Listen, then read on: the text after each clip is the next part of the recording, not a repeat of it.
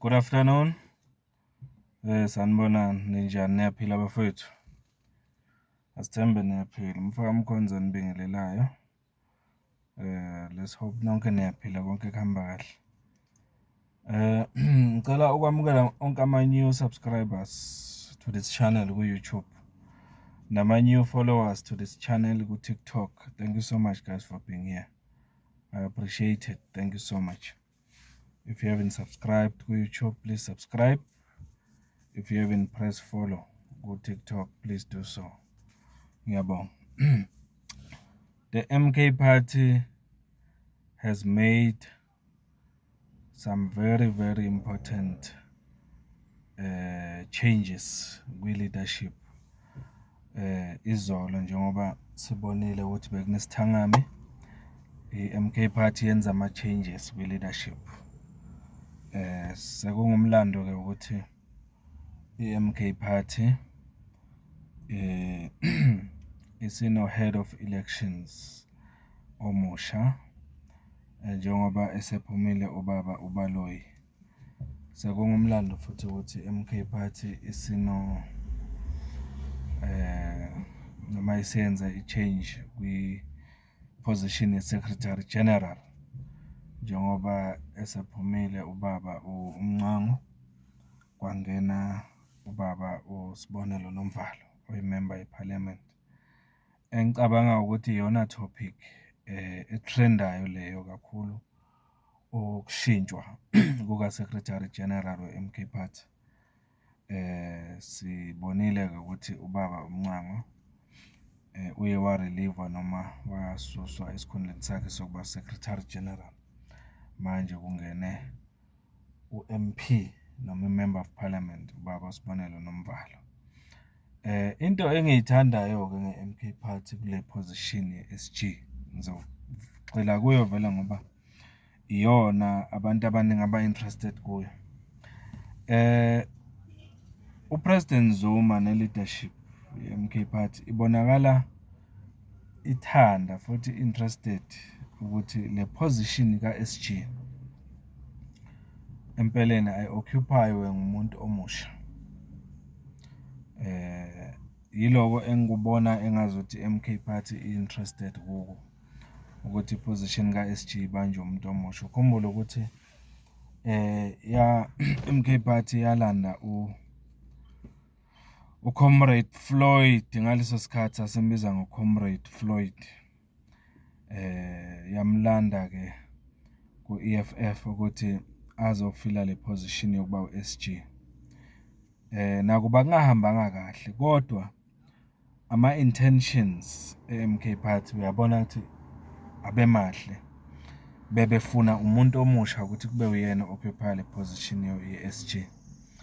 Kodwa kwangahambi kahle and then ke after uFloyd kwangena ubaba uDr.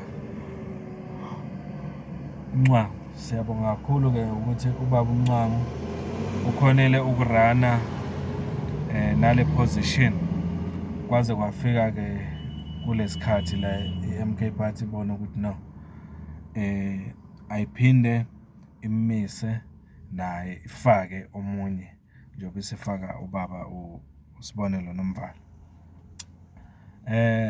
Ake sikucacisele ukuthi akukho i-MK Party ekushilo ngokuthi ithini nge-membership ka-former SG uMncango kanye no former head of elections uBaloyi nabanye futhi abakhishwe ey'khundleni zabo kwafakwa abanye.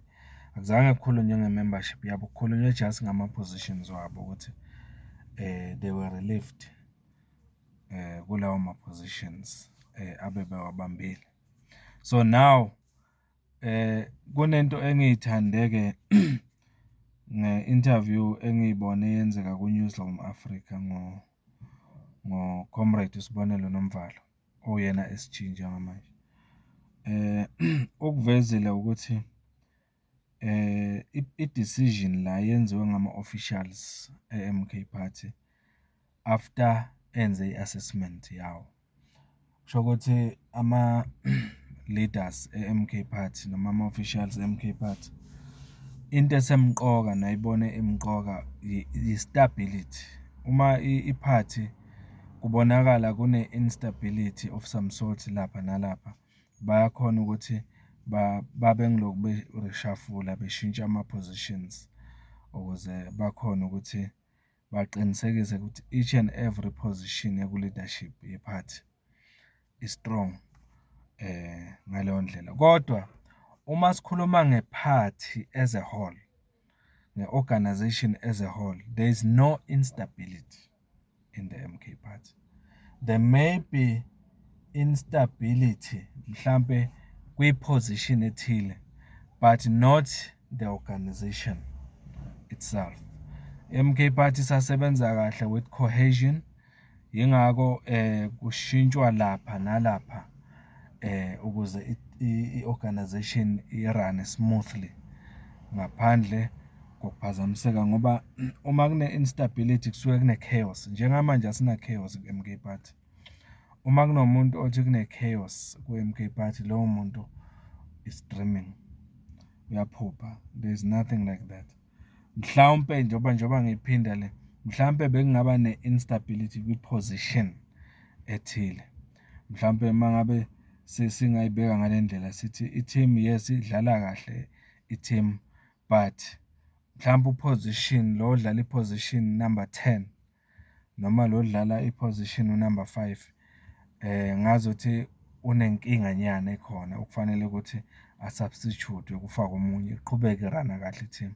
So ngisho ngithi nje uma ngabe i-MK Party ikhipha u-head of elections, ikhipha u-SG, ifaka abasha, that doesn't mean ukuthi the whole organization has a problem. No. Those positions which were occupied by the people abakhishiwe, it means ukuthi bekudingeka ushintsho kulawo ma-positions, but i-organization irana smooth. There is nothing wrong ngendlela erana ngayo. But-ke bengafuna ukugxila kakhulu, bengifuna nje ukusho ukuthi mina engikuthandile ukuthi i-MK Party iphinde ikholelwe kumuntu omusha. Njengoba sibona uSibonelo Nomvalo umuntu omusha, umuntu futhi mawungalandela umuntu onayo i-history kwipolitiki, njengoba ebe kwi-ANC Youth League, like yena uFloyd naye wasuka kwi-ANC Youth League wangena ku-EFF njengoba agcina-ke esenikwe iposition ye-SG ku-MK Party. uSibonelo Nomvalo naye une-history yokuba kwipolitiki yabantu abasha, njengoba sengichazile ukuthi abe ku-Youth League ye-ANC kuze kube manje. Even namhlanje eParliament usihlalo we-ad hoc committee ubaba uLukhanyana uye wathi ama-member e-ad hoc committee awamcongratulate ngendlela angamcongratulate ngayo uSibonelo Nomvalo. Akwenzile-ke lokho. For example nje imember ye-ANC uNgqola uye wakuveza ukuthi they've been together noNomvalo kuma-trenches e-Youth League kwi-ANC. They've been together there. So wambongela ngokuthi use-occupy le opposition yokuba-SG-ke manje kwi-MK Party. Okusho kona ukuthi unayo i-background yepolitiki, ngoba abanye mhlawumbe banombono ukuthi njengoba elapha eParliament bazi mhlawumbe ukuthi uyi-lawyer kuphela nje. No, une-background yepolitiki, so kuzomsiza lokho ukuthi understand, because ngendlela engiyibuka ngayo le position ye-SG ngicabanga ukuthi abanye kule SG position ukubashayayo yiko ukungabi mhlambe ne-background kwipolitiki of some sort enough and depth, ngoba la kahle kule position yokuba SG you cannot just run the party, because this is the heart, this is the engine of the party. You cannot run the party ungenayo i-background enough yepolitiki. So ngasho nje ngithi uNomvalo mina ngokwami njengoba esenikwe le position yokuba u-SG kuzosiza kakhulu ekuthaneni kule position akuyo asebenze ikakhulukazi nabantu abasha abazobuilda le organization. Siyabadinga kakhulu abantu abasha abazogijima nale organization, ama-fresh ideas avela kubantu abasha. Njengoba sengene kule position ngicabanga ukuthi uzoba consider kakhulu abanye abantu abasha angasebenza nabo kuma-structures e-MK Party all around the country ukuze ikhule i-organization.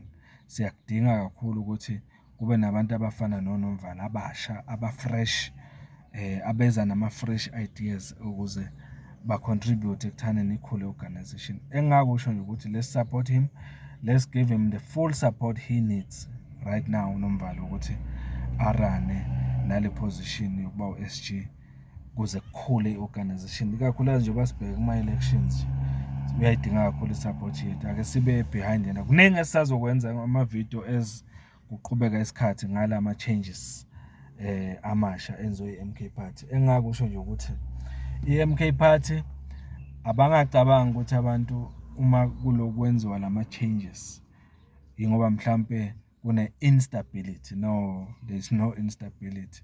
There's no chaos in the MK Party. Yonke into irana smoothly. It's just that lapha nalapha kufanele ukuthi kwenziwe lolo shintsho esibona lwenzeka. Mfoka Mkhonza ke lo. Ake sizokuphawula kwakho uthini umbono wakho nge-new position ye-SG e-occupywa ubaba uSibonda Nomvalo right now. Kanjalo ne-position yama-head of elections ebeyiphethwe ubaba uBaloyi ibanjwe ubani sengimkhohlwe ke lo fakwe isikhundla sokuba head of elections, kodwa mhlampe nizomveza kuma-comments xoxa nayo. Mfoka Mkhonza lo. Ake sesihlaziye lolu daba sihlangane kuvideo elandelayo. Thank you so much. Subscribe, share and comment. Thank you.